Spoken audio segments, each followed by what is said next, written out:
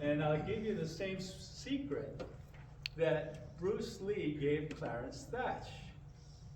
They called him the Zen Master locally. Clarence was known as the Zen Master.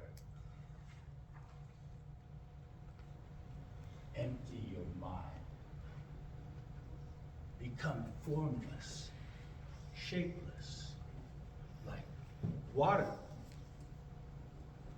If you pour water into a cup, it becomes the cup.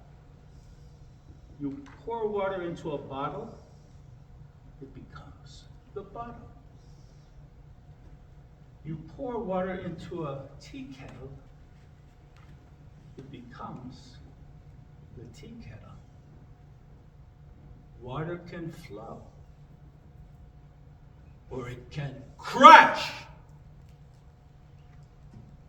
Become water, my friend.